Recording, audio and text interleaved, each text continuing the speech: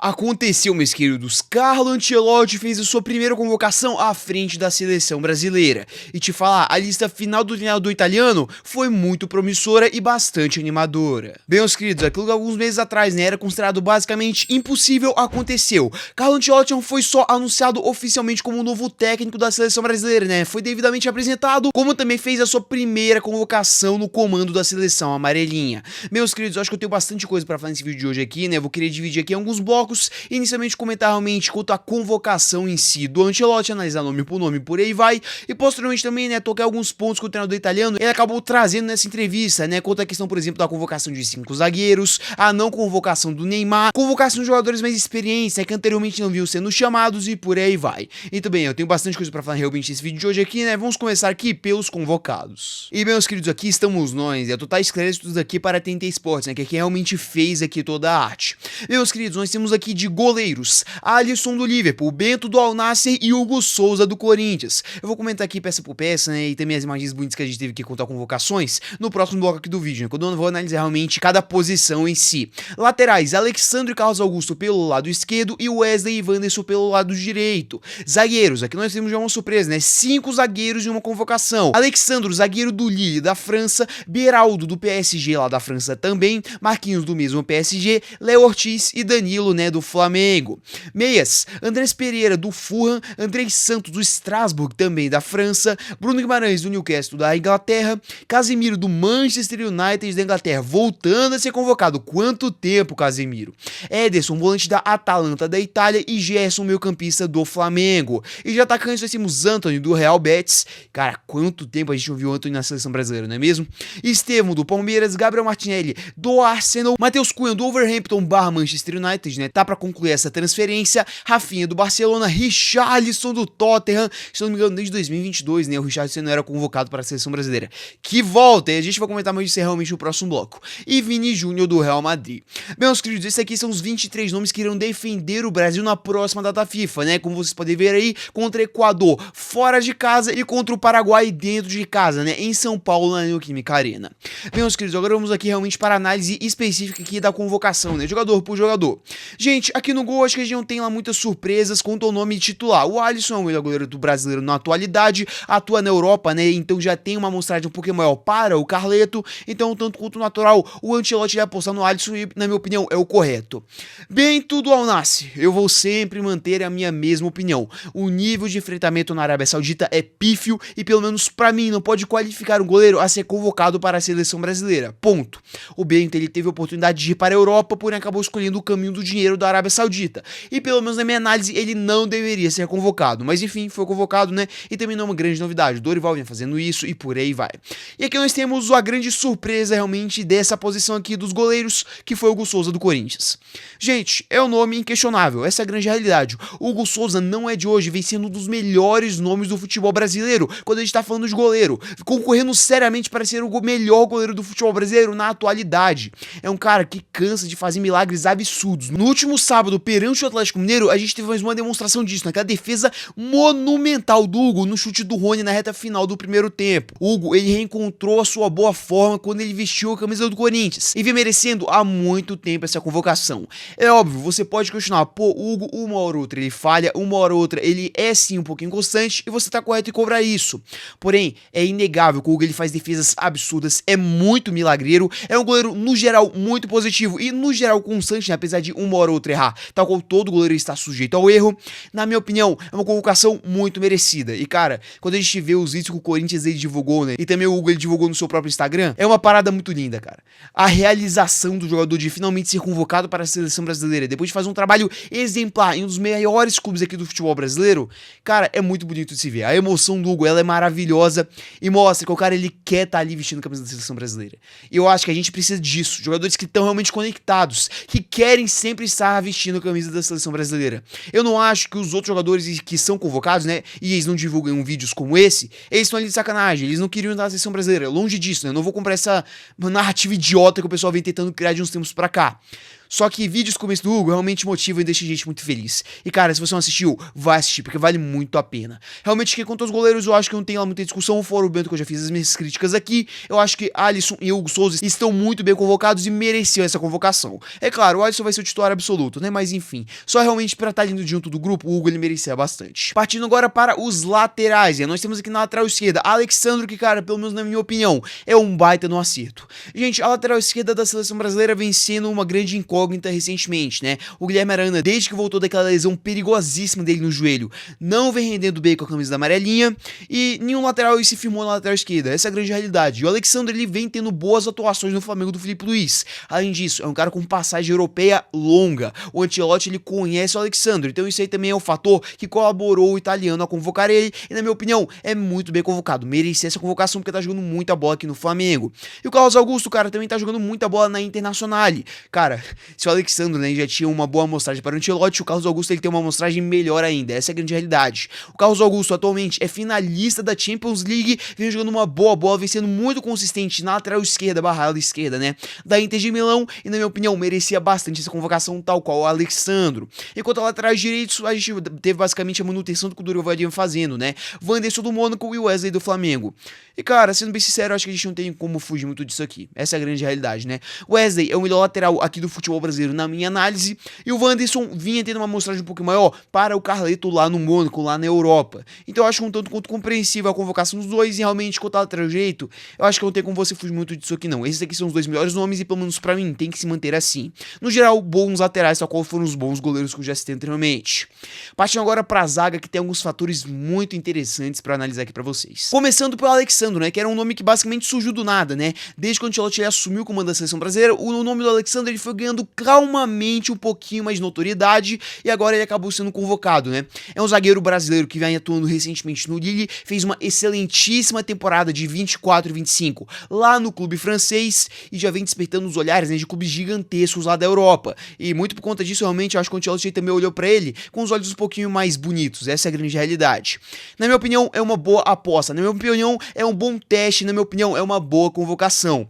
Não pra ser titular absoluto, vemos a curva, né? Eu acho que ele não vai começar algo de cara no time titular. Porém, pra começar a compor elenco, pra começar a ser um pouco mais testado, eu acho que sim, é um bom nome. E além disso, eu acho que o resto aqui não fugiu muito do padrão que vem sendo utilizado, né? Beraldo no PSG vem começando a ser testado, então eu até que compreendo essa convocação. Marquinhos é o padrão de sempre. O Léo Ortiz vem jogando uma bola muito boa no Flamengo, merecia bastante essa convocação e vem com essa manutenção, né? Essa é a grande realidade. Se não me engano, das últimas duas convocações do Dorival, ele tinha chamado o Léo Ortiz. E aí chegamos aqui na minha primeira crítica, né? Uma primeira de pouquíssimas críticas que eu tenho aqui quanto a essa convocação do Carlo Ancelotti. Danilo. Gente, com total respeito, ao que tudo indica, o Danilo ele realmente vai ser zagueiro. Ele não vai ser lateral porque a gente já teve a convocação de outros dois laterais direitos. Então, você chamou o Danilo para ser zagueiro.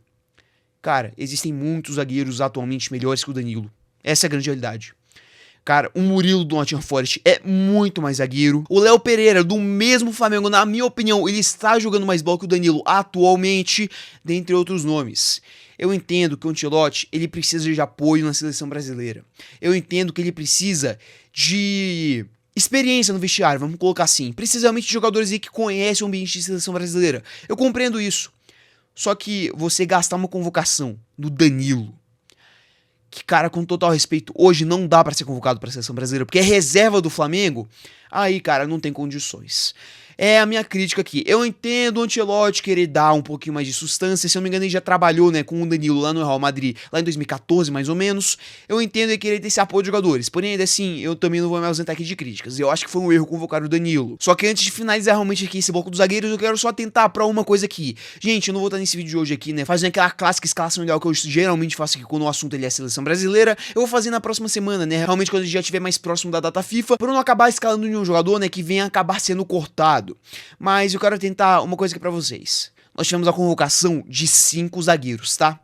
Gente, isso aqui me indica pelo menos que o Ancelotti ele talvez utilize uma linha de 3, tá? 3 zagueiros ali, algo que eu venho cobrando há muito tempo para ser utilizado na seleção brasileira, porque a gente tem uma abundância gigantesca de zagueiros e nem tão grande assim de laterais. Então, olho nesses 5 zagueiros. Porque tá com um cheirinho, tá com um gostinho aqui, realmente, de 3 zagueiros na seleção brasileira. E vamos a convir, o Ancelotti é um cara europeu, é um treinador europeu, e ele não vai ter aquela pressão, né? Ele não vai ser massacrado pela torcida, pela imprensa e por aí vai, se ele colocar 3 zagueiros. Se fosse o Dorival Júnior convocando os 5 zagueiros, ele seria chamado de retranqueiro, miserável, não quer jogar futebol e por aí vai. Como é um gringo, a gente sabe que vai ter uma paciência maior rondando ele. Então, até por conta disso, eu acho que o Ancelotti, ele vai acabar arriscando isso, que na minha opinião, tinha que já estar sendo feito há muito tempo. Mas quanto a zaga, realmente, é por aqui que eu vou parando. Agora vamos para os meio-campistas, né? Cara, Andrés Pereira é um excelentíssimo nome. Eu sempre vinha pregando aqui no canal, né, em vídeos de pós-convocação. O Andrés Pereira, ele rendeu quando vestiu a camisa da seleção brasileira. Ele tá bem no Fulham da Inglaterra. Ele merece ganhar uma sequência. Só que o Dorival não via na sequência necessária para o Andrés Pereira. Porém, o Ancelotti, ao que tudo indica, né, ele vê qualidade, ele vê a necessidade dessa sequência para o Andrés Pereira. Muito bem convocado na minha análise. Outro nome aqui que pode ter sido uma grande surpresa para muitos. Andrei Santos, moleque revelado no Vasco, que atualmente está no Strasbourg, lá da França. Eu entendo você questionar um pouquinho o nome, né? Eu entendo você pensar, pô, como assim o Andrei Santos? O que ele fez? Gente, o Andrei Santos, ele tá fazendo uma temporada gigantesca lá no Strasbourg. É uma equipe que tá basicamente recebendo muitos jogadores emprestados do Chelsea, né? É uma equipe de média de idade sub-23. Essa é a grande realidade. Um bagulho absurdo, realmente.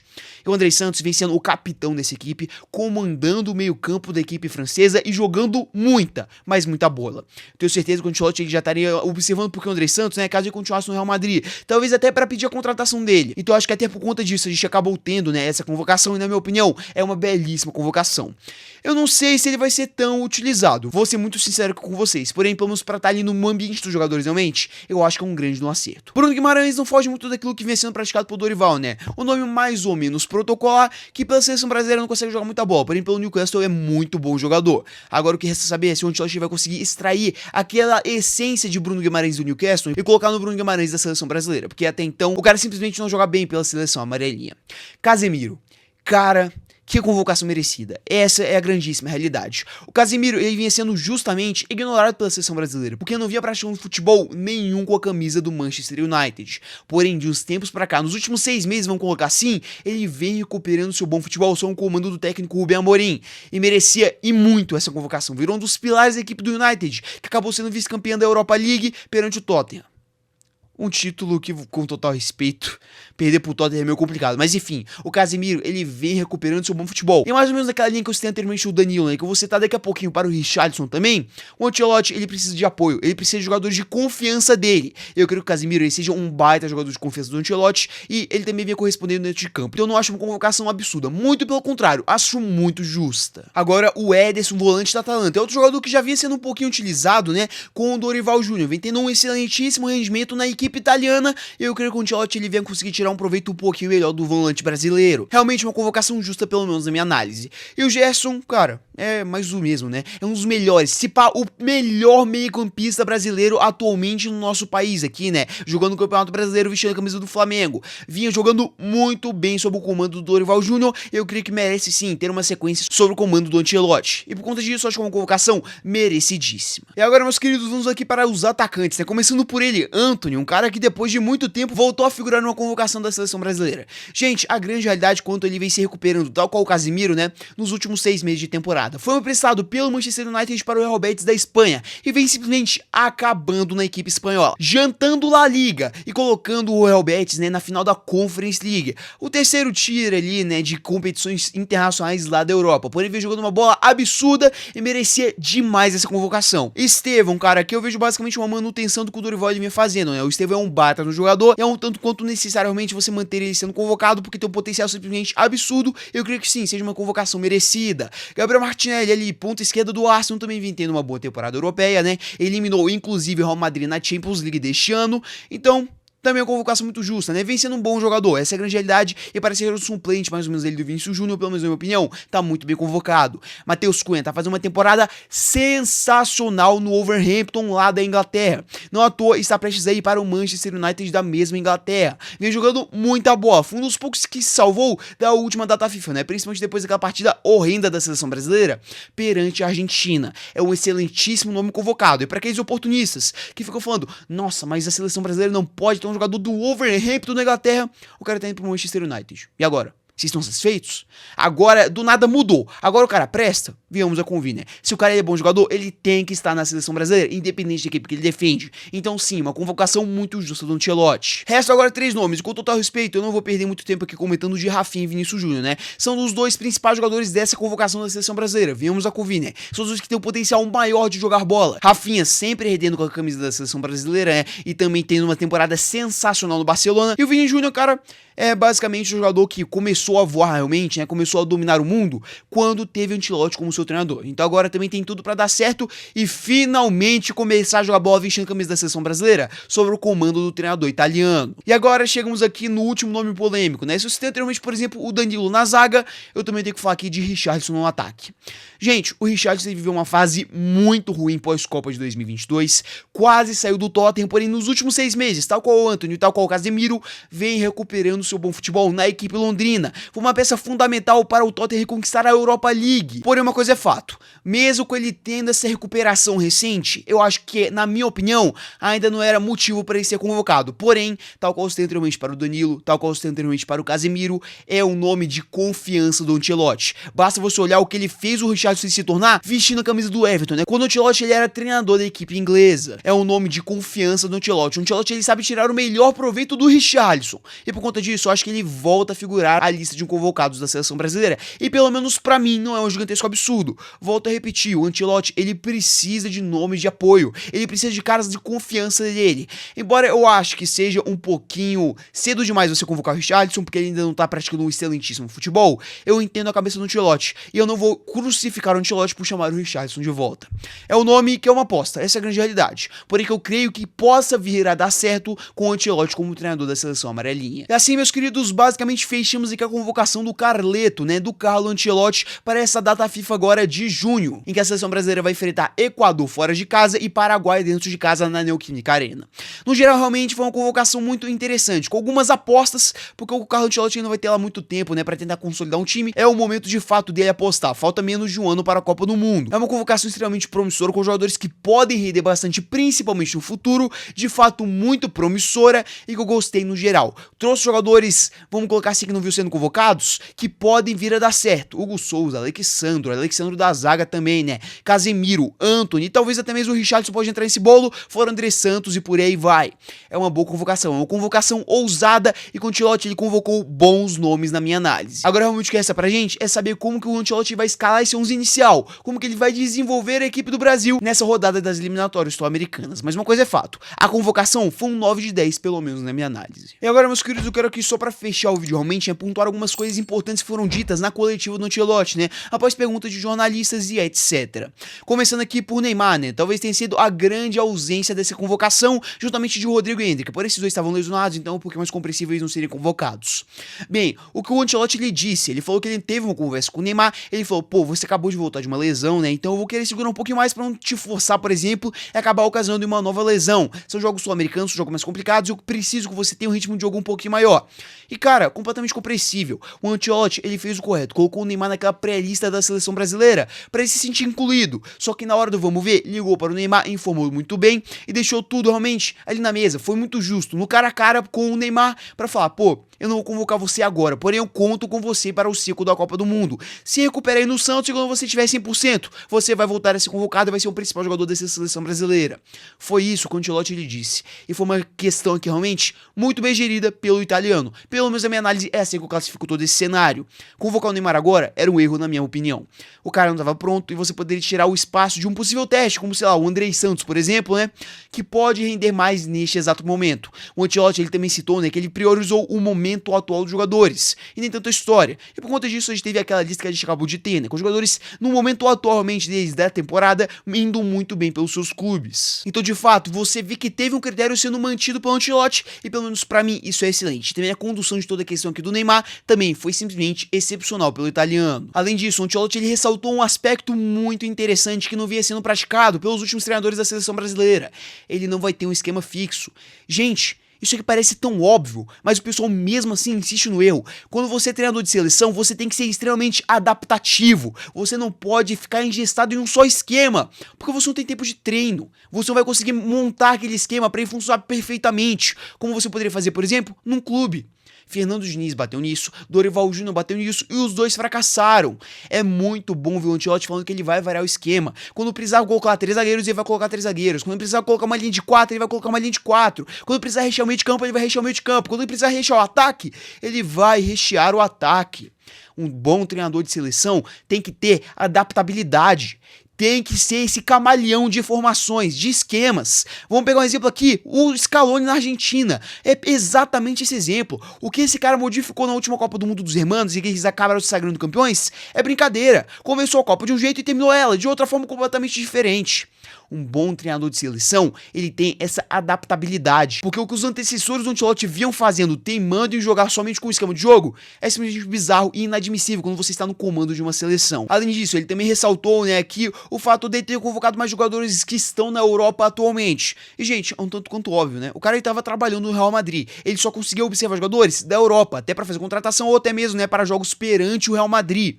Então, tanto quanto natural você convocar mais gente da Europa nessa primeira convocação. Também ressaltou que os jogadores do futebol brasileiro que foram convocados foram muito mais por parte do Rodrigo Caetano e do Juan, que também montaram essa lista prévia da seleção brasileira. Porém, ele também destacou, ele quer ver jogos do Brasileirão, ele quer ir pro Barradão e ver um Vitória e Santos pra ver como o Neymar ele tá jogando. Meus pêsames do Ancelotti, você vai ver muito futebol ruim, mas enfim, né? E também muita arbitragem polêmica, mas enfim.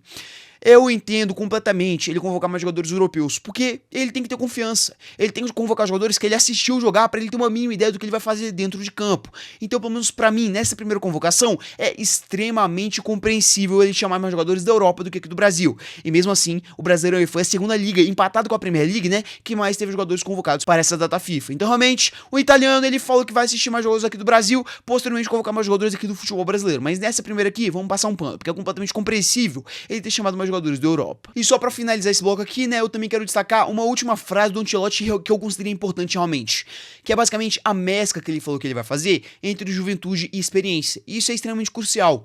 A gente viu o Ancelotti convocando nomes que pra mim não deveriam ser convocados, tipo o Danilo.